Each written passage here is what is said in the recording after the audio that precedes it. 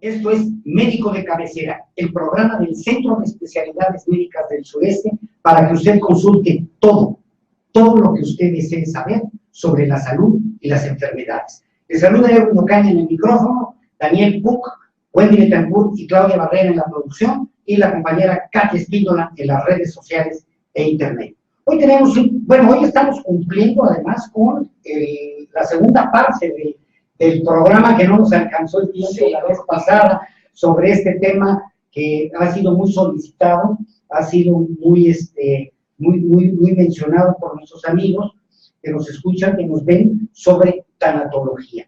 Y bueno, pues tanatología ya más enfocada a los mitos y a las pérdidas y el duelo.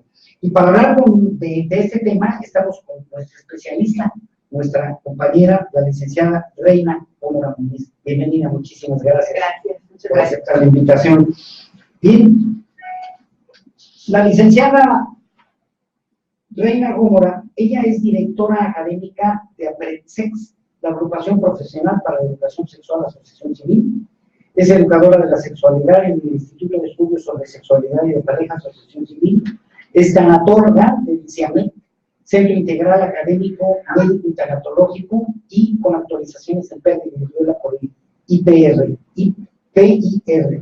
Es licenciada en Psicología del UNAM, de la Universidad Nacional Autónoma de México, especialista en psicoterapia humanista corporal, profesora titular del Diplomado en Tanatología, profesora titular del Diplomado en Desarrollo Humano y Sexualidad, y conferencista y ponente en congresos, talleres, entre otros reconocimientos. Y bueno, pues tenemos el gusto de que ella es precisamente nuestra tanatóloga en el Centro de Especialidades Médicas del Sureste. Muchísimas gracias de nuevo por haber aceptado la invitación. Tenemos algunas preguntas, pero que vamos a hacer después del primer corte, que nos han llegado, más las que se vayan acumulando, ¿sí?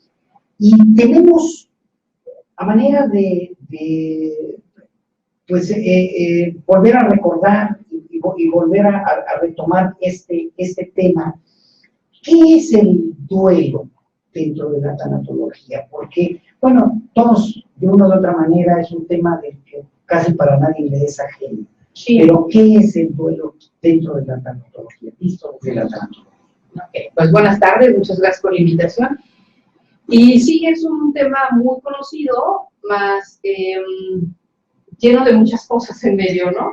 El duelo es un tiempo que tiene nuestro cuerpo en todos sus niveles para adaptarse a la nueva situación, a esta situación ya sin la persona, el ser querido, o la persona con la que uno está, o sin esta situación material, ¿no? Es decir, tenemos una pérdida, perdimos algo que nos era importante, algo con lo que teníamos un lazo emocional. Puede ser una persona o puede ser algo material, puede ser el mismo trabajo, puede ser una casa, ¿no? Y cuando se rompe ese lazo emocional, es decir, esto dejamos de tenerlo, inicia un proceso al que le llamamos duelo.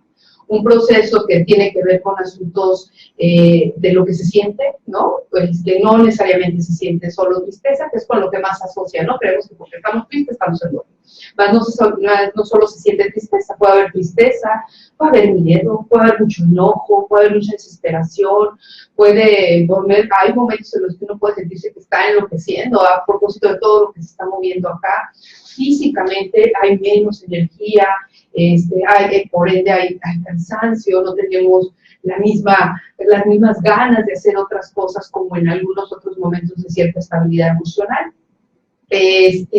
Entonces hay ideas que se nos mueven de lo que creíamos que había en el pasado. Entonces, ¿qué es duelo? Es un tiempo, un momento de vida, un espacio que necesitamos para adaptarnos a nuestra nueva realidad.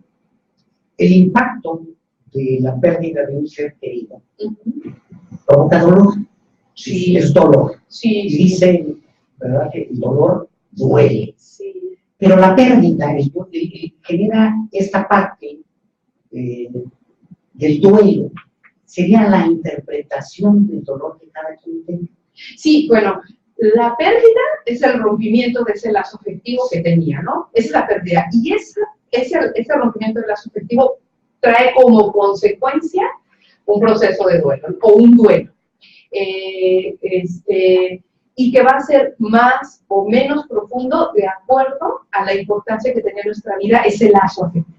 Si es un lazo muy importante para mí, el dolor va a ser más profundo y quizá toda la sintomatología emocional va a ser más profunda o hay mucho más necesidad de expresarlo, ¿no? Si ese lazo que se rompió, pues era importante, más no tan importante, no era un vínculo tan fuerte, pues quizá mi duelo pueda ser mucho más corto o no, el dolor sea más, ¿qué le podré decir? Llevadero, menos profundo. Y también podemos agregar la capacidad de las personas que tenemos ante pues esta tolerancia ante el dolor, ¿no? Hay algunas personas que esta ventanita de tolerancia al dolor está cerrada, ¿no? Y entonces, pues no quiero sentir. El cuerpo del ser humano está hecho de manera natural para acercarse a momentos de bienestar, de pasársela bien. Entonces, cuando viene algo que duele, que no me la voy a pasar bien, el cuerpo reacciona ante ello y se protege ante ese dolor. Entonces, si mi ventana de tolerancia al dolor está prácticamente cerrada, ¿qué voy a hacer? Evitar completamente. Me pongo a trabajar mucho, hago muchas cosas, ¿no? Para evitar sentir, lo expreso, etcétera. Van pasando cosas.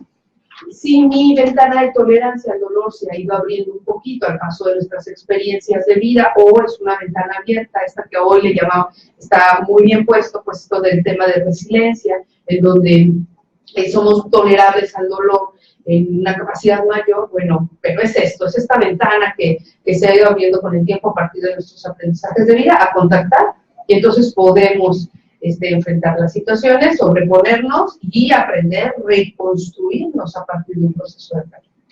Porque esa es precisamente la encrucijada, la disyuntiva. Cuando hay una pérdida, ya sea súbita, sea de sorpresa, o sea muy anunciada, ¿verdad?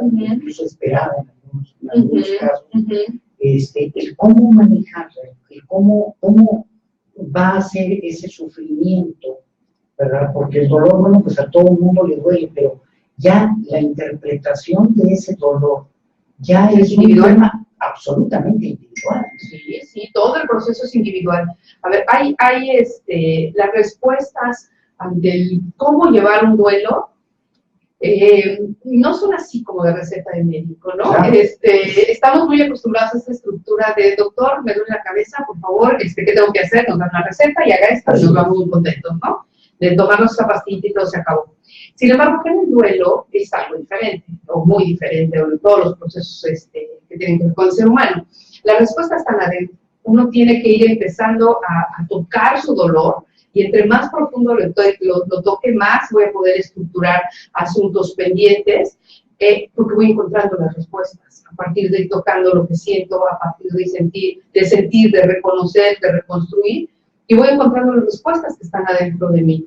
Uno que acompaña, pues hay una estructura, por supuesto, hay esquemas, hay propuestas de seguimiento, pues en el trabajo personal, hay mucho trabajo individual, hay mucho asunto el duelo el duelo evidencia cosas que traemos pendientes, ¿no? Entonces, hay que trabajar asuntos a varios niveles, ¿no? A nivel emocional, a nivel de reconstruir eso que encontramos a partir de ir excavando en el duelo. Entonces, al final, no hay respuestas de receta. Son procesos individuales. Y a veces puede ser el mismo duelo, estemos viendo, no sé, la pérdida de la muerte de un padre o de una madre. Y podemos ser 4 hermanos, y los 4 lo vamos a vivir diferente. Tenemos estructuras diferentes, aún cuando hemos estado en la misma casa, tendremos respuestas diferentes ante ese proceso de duelo. Entonces, esto se maneja de manera individual, no puede haber respuestas generales. Puede haber parámetros, esquemas, generalidades, de acuerdo. Respuestas en el interior de manera individual. Y es aquí donde el acompañamiento de la tanatología, de un especialista, de un profesional de la tanatología, precisamente puede apoyar. Sí. Porque lo cierto es que cuando ocurren este tipo de hechos tan lamentables para quien lo está viviendo, los lugares comunes y las recetas y los mitos afloran. Sí. Y a veces resulta que hacen más daño qué bien, Sí. sí, que de hecho es un tema que vamos a ver un poquito más adelante, pero esta parte del acompañamiento de parte de un profesional marca mucho las diferencias, porque se desatan procesos a veces incluso violentos. Sí. Dicen que los demonios, por supuesto, no entramos en ese tema, pero que los demonios se desatan, ¿verdad? Yo siempre he dicho que un proceso de duelo es como un huevito que se rompe, ¿no? Y entonces al romperse se evidencia lo que hay dentro. Y no hay forma de volverlo a pegar ni a dejarlo igual. Ya se movió, ya hay algo diferente. ¿Qué vamos a hacer con ese huevito que salió de ahí? No lo sé. No sé si vamos a hacer huevos con jamón, huevos con chorizo, huevo solo, lo vamos a dejar pudrir, se va a ir a la basura. No sé qué vamos a hacer, pero ya se abrió. Y no hay forma de no ver lo que está dentro. Y eso hace el duelo con las personas. Reaccionamos con nuestros recursos internos, ¿no? Y no hay forma de que reaccionemos de una manera diferente o de que los demás, en este caso los que acompañamos, no nos demos cuenta cuáles son sus recursos internos, ¿no? Hay quienes se irritan mucho, hay quienes se ponen a decidir, es que hay que hacer esto, hay que hacer lo otro, hay que hacer aquello, hay quienes se colapsan, hay quienes lloran, hay quienes no lloran, ¿no? Y todo eso tiene que ver con los recursos internos, todo eso tiene que ver con estos medios que tiene el cuerpo de manera individual para protegerse ante el dolor, ¿no? Para protegerse o para permitirse sentirlo, ¿no? Y paradójicamente, a propósito del tema de hoy, del asunto de los mitos, creemos que la persona que no está llorando es la fuerte, y la persona que está llorando es la débil, que no debería de llorar, cuando la persona que está permitiéndose sentir y tiene más tolerancia al dolor es quien está llorando, al menos en este ejemplo, ¿no? Claro. Y la persona que no permite sentir nada ni contactar consigo mismo es la persona que está muy ocupada, que está en otra cosa, menos en lo que se está viviendo, ¿no? Entonces, pues sí, esto es individual y el duelo evidencia nuestros recursos internos para elaborar, para entrar en el proceso de dolor o para evitar sentirlo. ¿Cómo la tanatología nos puede ayudar a una persona, a una familia? Porque generalmente no es un tema individual también, sino es un tema familiar, donde tenemos algunas preguntas que van en ese sentido, de qué va a pasar, cómo lo vamos a manejar con los niños, cómo lo vamos a manejar con la abuela o con la bisabuela, cómo lo vamos a manejar entre nosotros mismos. ¿Cómo nos puede ayudar la tanatología? Pues para empezar a hablarlo, creo que va de la mano con muchos otros temas de la salud, en donde entre más evitemos, más complejo va a ser al final. Creo que un asunto de prevenir los dolores más grandes necesariamente tiene que ser hablando. De hecho, a propósito, y si me permite tocar un punto con los que quería iniciar, me basaré básicamente para compartirlo del día de hoy en dos autoras, más los asuntos de cultura acá de nuestro México.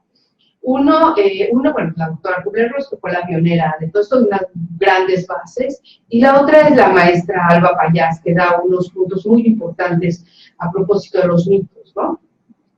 Y la doctora Kubler-Ross dejó las bases muy bien puestas en cuanto a lo que ella llamó los muros de silencio, ¿no? ¿Y qué son los muros de silencio? Es esto que se va generando desde muy pequeños, por eso lo quiero retomar ahora, ¿no?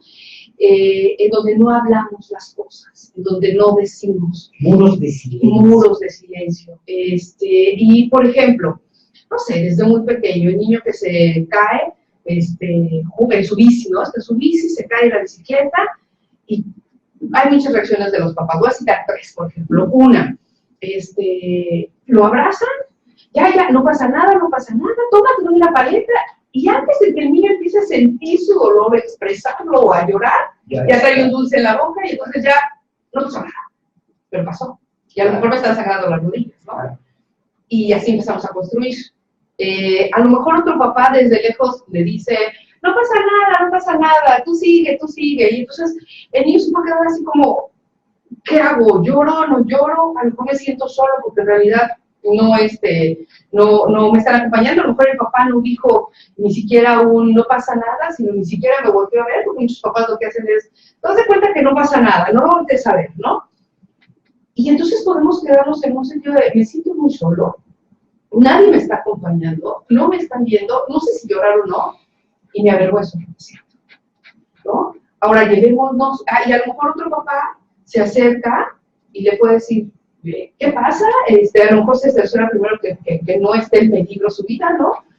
Que no le permite llorar, llora, aquí estoy, sin que le tenga que evitar lo que está sintiendo, ¿no? Y eso va generando que se abre esa ventana de tolerancia al dolor, más los otros casos no, ¿no? Y si vamos creciendo 20, 30, 40 años con esa idea, cuando quiero hablar de lo que siento es imposible, porque ya empecé a construir esos muros desde muy pequeño. En estos mensajes de los papás hay ejemplos desde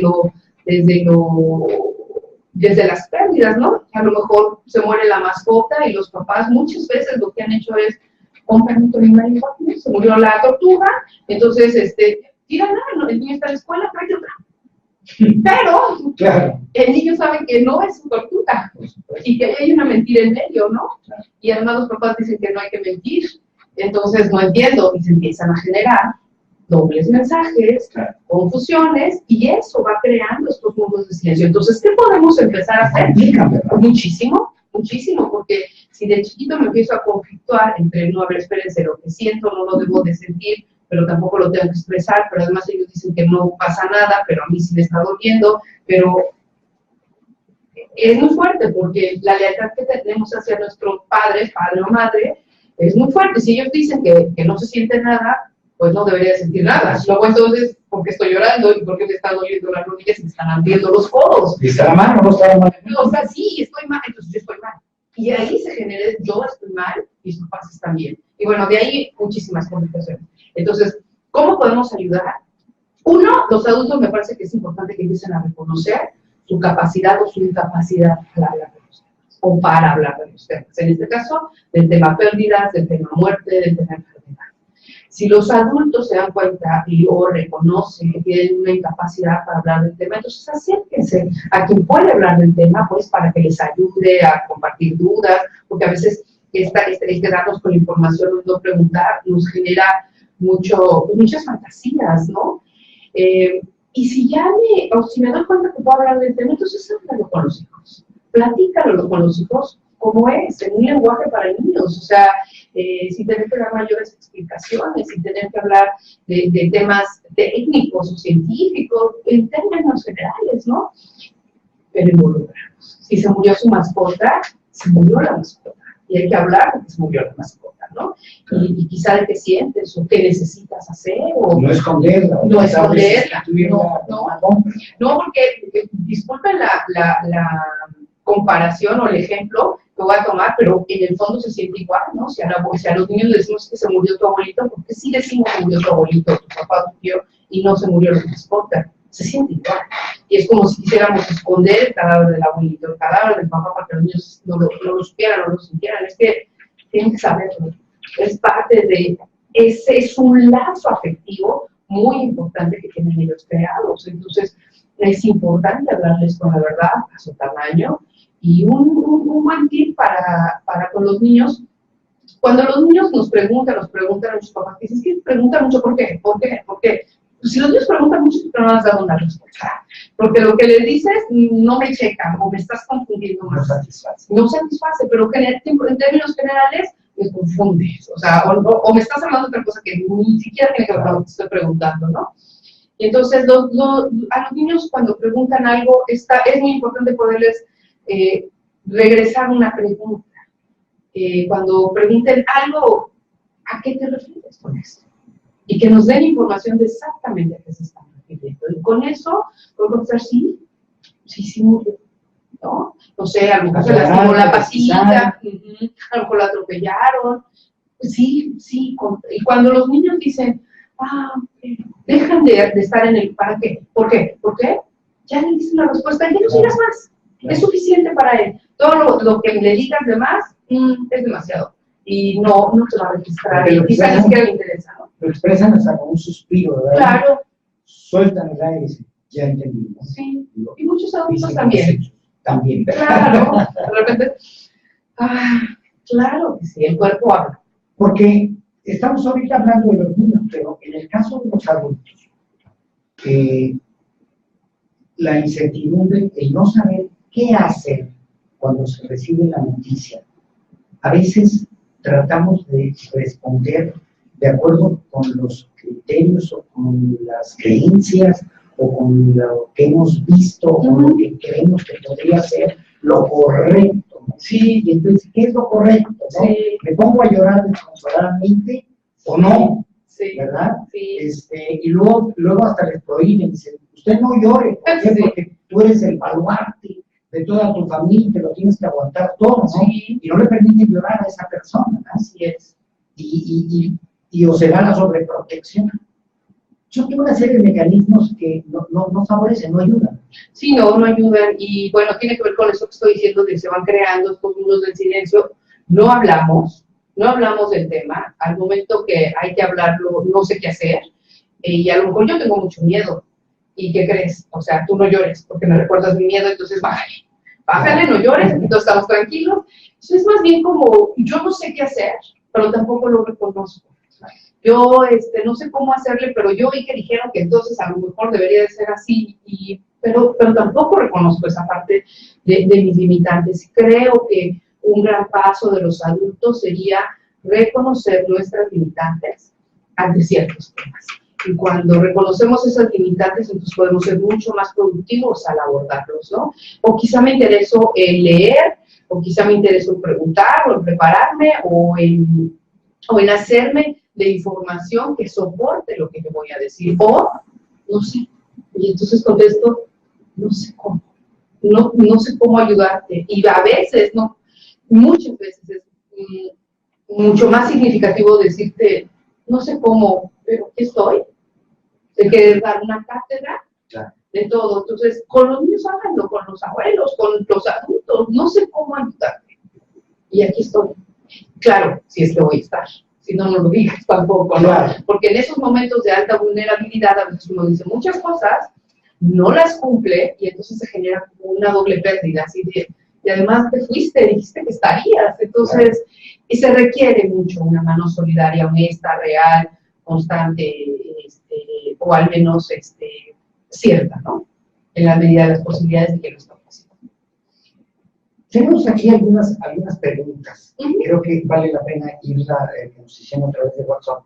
Sí. Y aprovecho para, por favor, todas sus preguntas al 99 93 22 99 50, que es nuestra línea exclusiva para WhatsApp, o a través de su conexión en Facebook, todo lo que usted desee preguntar, por favor.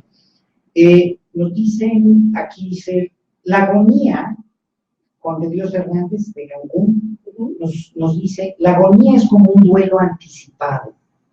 Cuando hay una enfermedad terminal, ¿cómo manejarlo si se trata de un esposo joven que está muy enfermo de cáncer? De hecho, es un duelo anticipatorio. La agonía es un duelo anticipatorio, así se le llama técnicamente.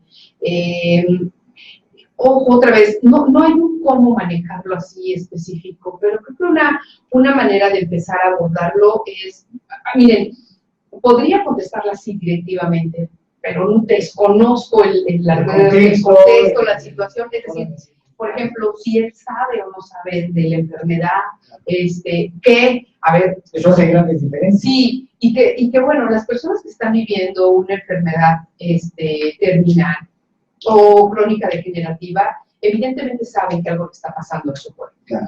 Pero hacemos nuevamente uso de nuestros muros del silencio y doctor no le vaya a decir, y la esposa probablemente, ¿no? Y el paciente, doctor no le va a decir a mi esposa, y no le vayamos a decir a nadie, y entonces tampoco compartimos cómo nos estamos sintiendo, con la intención de no hacer sentir mal al otro, pero señores, ya nos sentimos mal. Claro. Entonces, si abrimos el tema, entonces podemos acompañarnos en ese malestar. Y dicen por ahí que las penas acompañadas se hacen menos, ¿no? Y la felicidad acompañada se va al doble. Entonces, me parece que será importante podernos acompañar en estos momentos si empezamos a derrumbar los muros del silencio. Entonces, en términos muy generales, ¿qué podríamos hacer? Escuchar al paciente. Es muy probable, más tratándose de una persona joven, que pueda tener mucho enojo, mucho enojo hacia muchos lados, hacia él mismo, hacia las circunstancias, hacia la vida, porque cómo es posible que a su edad le estén pasando esas cosas, además de que probablemente antes era muy activo o bueno, hacía su vida y de repente el cuerpo ya no responde, y eso genera mucha frustración. Un doctor que se llamaba, un especialista en neuro, que se llama Mauricio Rodríguez, decía, los enfermos terminales sienten cierta envidia de las personas que tienen salud, porque evidentemente ven lastimado este cuerpo y ven que este cuerpo ya no alcanza para lo que antes alcanzaba y tampoco alcanza para lo que esas personas en salud están haciendo. Entonces, se requiere mucha paciencia para acompañarlos. Los enfermos terminales en esta etapa de agonía, le llaman aquí en la pregunta, también pueden ser muy contradictorios. O sea, un día, sí, le voy a echar muchas ganas, voy a estar muy bien, y al otro día, no, ya no quiero, me quiero morir, y al otro día, bueno, creo que sí puedo. O en el mismo día, sub y baja, es esperable. Hay un remolino emocional en el interior. Ellos están viviendo al que le llamaba la doctora Nancy O'Connor, el duelo más importante para un ser humano, y el duelo más importante para un ser humano es la pérdida de su salud y de su fuerza vital, ¿no? Entonces, ya está viviéndolo, y con ello está viviendo en medio muchos duelos, dejará de estar también con la pareja, etcétera. Entonces, yo abriría el canal de comunicación, en el que necesita en este momento de vida paciencia, acompañamiento, no contradecirlos. Yo le diría principalmente a la esposa, no lo contradiga. Si un día está de buenas, un día muy enojado, y un día quiere vivir, y un día quiere morir, no lo contradiga. Y la esposa quizá a buscar un acompañamiento para que ella tenga donde descargar lo que está sintiendo. También le diría, no hay necesidad de mostrarse fuerte o no llorar frente a él, pues le está importando, es su esposo, cómo no va a sentir tristeza, ¿no? Y a veces muchos enfermos terminales dicen, no entiendo por qué entra a verme a la habitación como si nada pasara, me estoy muriendo, ¿será que no me importa? ¿No? Entonces, esas ideas que tenemos sobre no sentir o no expresar, entonces yo por ahí me iría a propósito de esta primera pregunta. Todo lo que está diciendo usted tiene que ver con las fibras más sensibles, tiene que ver con la parte del alma, del espíritu, de la mente, del cuerpo de muchas personas, no solamente de quien sea o la persona que esté a punto de tener un desenlace, o las personas que estén resintiendo una pérdida. Es algo muy delicado, no es algo que son muy sensible y delicado también en el sentido del manejo. Sí. Aquí es donde yo creo que si recurrimos a un especialista para cosas infinitamente menores, creo que tenemos que recurrir también a un especialista para este tipo de acompañamientos, porque no solamente es mi mejor amigo, quienes por supuesto pueden dar un gran consuelo, pero en términos profesionales, poder indicar por dónde debe de ir, por dónde no debe de ir, qué cosas pueden generar consecuencias no deseables, creo que sí se requiere desde mi punto de vista de un especialista en tanatología.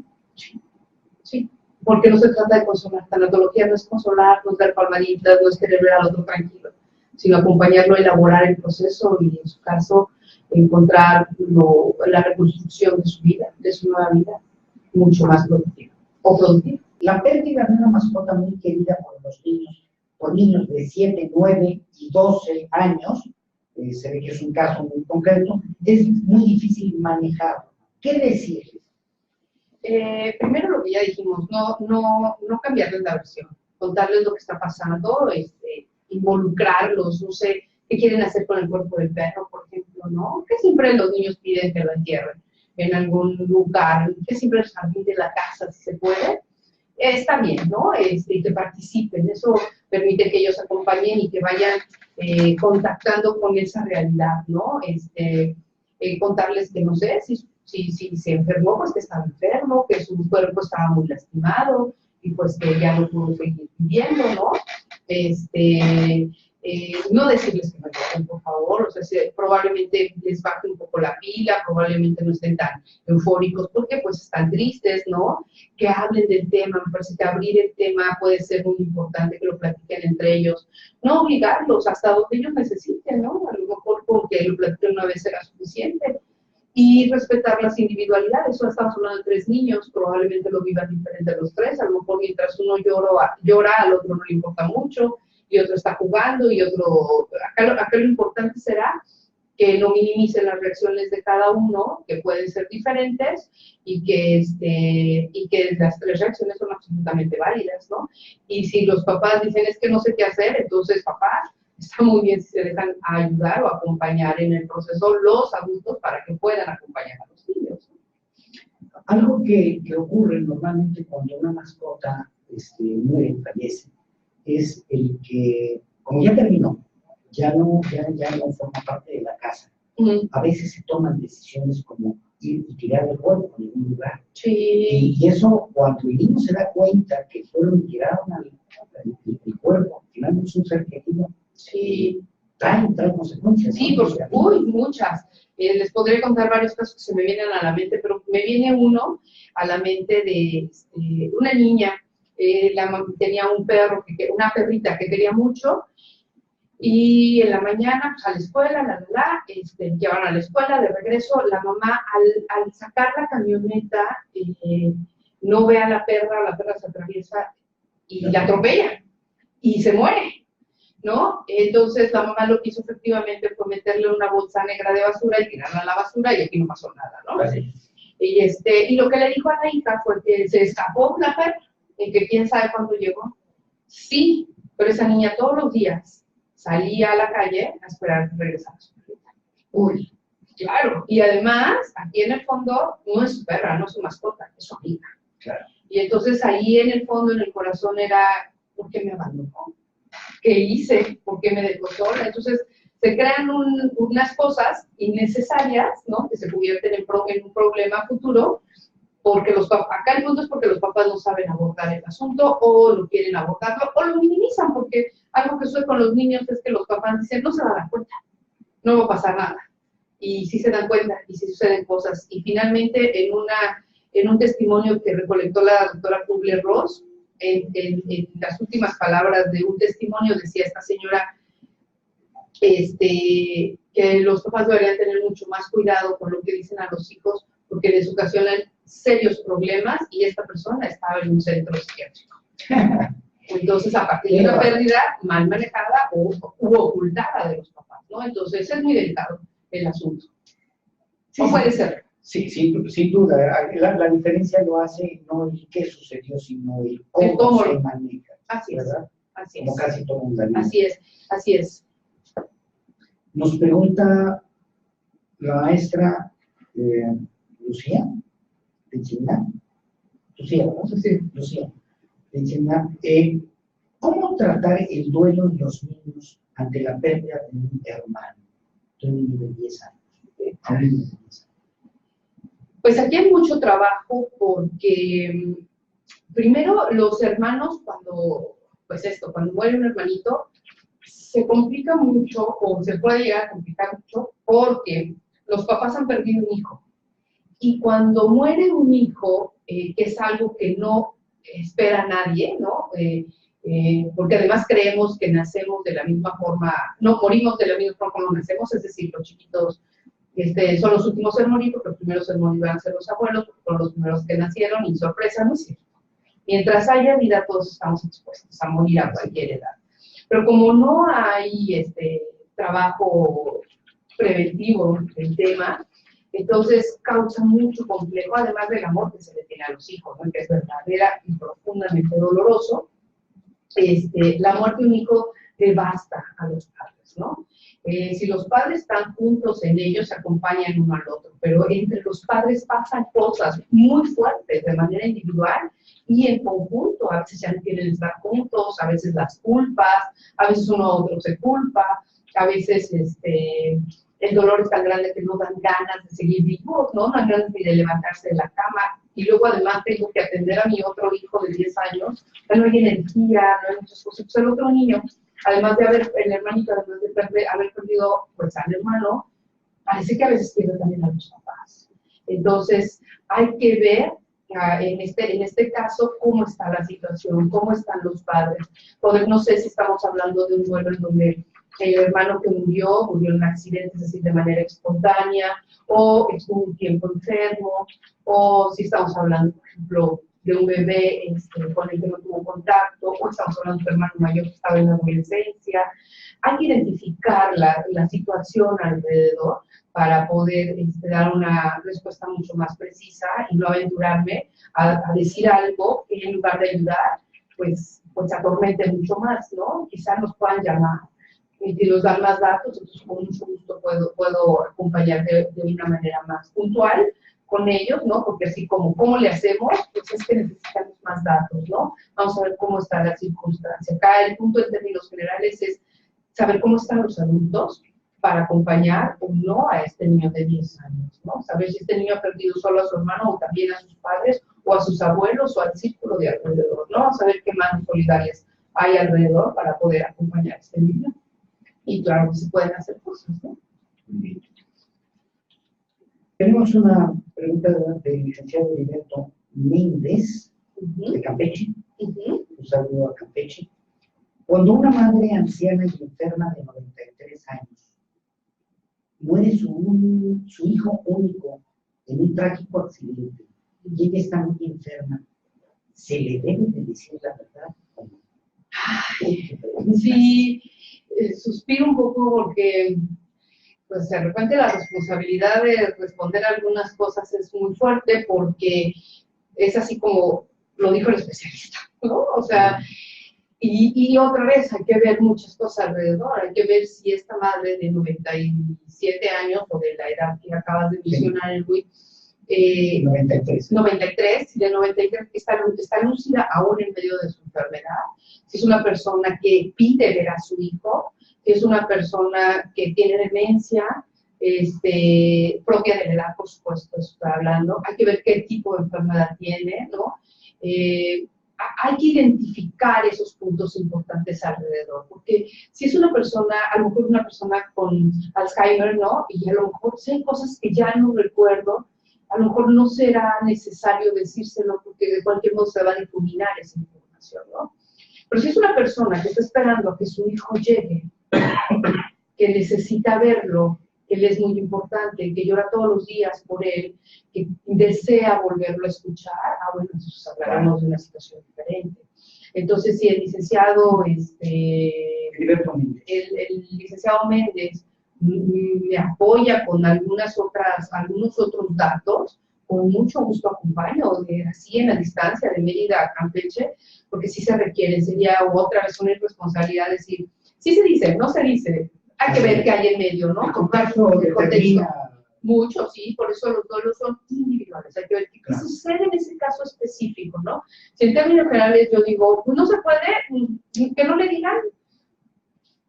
Hay que ver también si él, licenciado Méndez, o quiénes están ahí como red de apoyo, y por ejemplo, si estaría dispuesto a asumir la responsabilidad de decirlo o no decirlo, ¿no? De acompañarle o no acompañarle. Hay que ver esa red también, hay que ver varios puntos importantes y el grado de enfermedad que está viviendo la señora.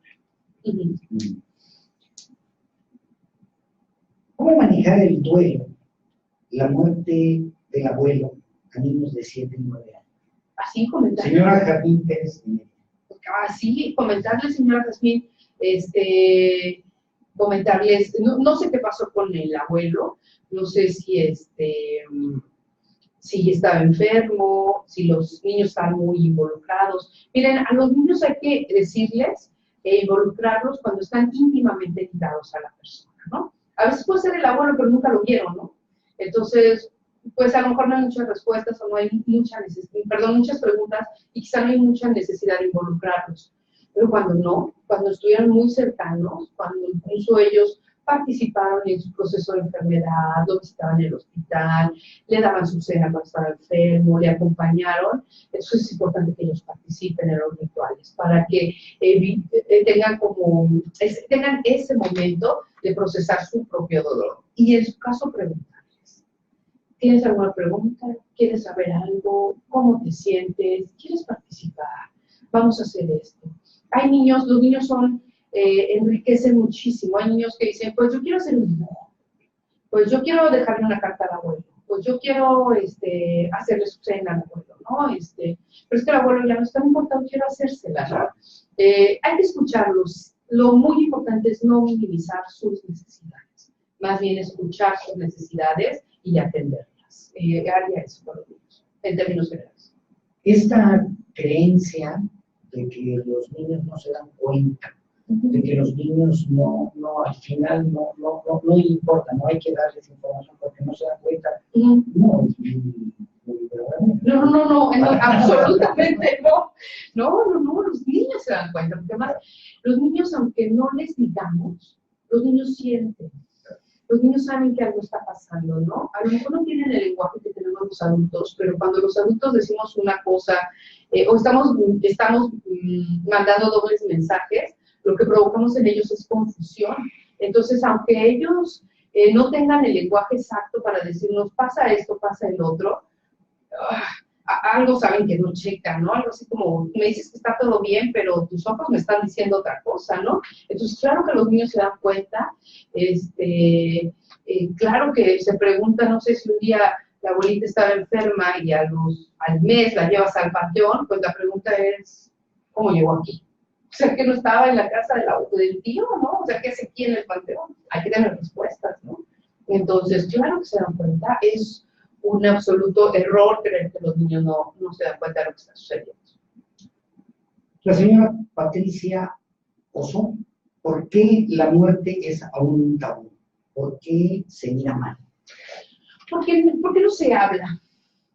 ¿Por qué no se habla? Porque hemos creado estos muros del silencio, porque no queremos sentir dolor, porque agregaría dos cosas que están sucediendo actualmente, porque actualmente todo es verse bien y sonreír y estar de buenas y no pasa nada. Y además, creemos que hablar de la muerte es como anticiparla, pero tenemos que hablar de la muerte, porque hablar de la muerte, hablar de la posibilidad de morir, pues no es que esté sucediendo, ni es que le estemos anticipando, ni provocamos nada, ¿no? No se invoca nada. No se invoca nada en absoluto. No sé, por ejemplo, hay personas que ni siquiera pueden hablar del testamento, ¿no? Es que quiero hacer mi testamento. ¿Pero por qué? O sea, ¿que te sientes mal? ¿No? Oye, ¿quieres que me muera? ¿Quieres que me muera? Entonces hay unas reacciones así muy violentas, pero todo es porque no se hablan muchos temas en este país, que por el hecho de no hablarse, se generan prejuicios, se generan, repito, los muros de silencio, se genera una incapacidad y una imposibilidad de poder resolver un problema, de poder prevenir asuntos.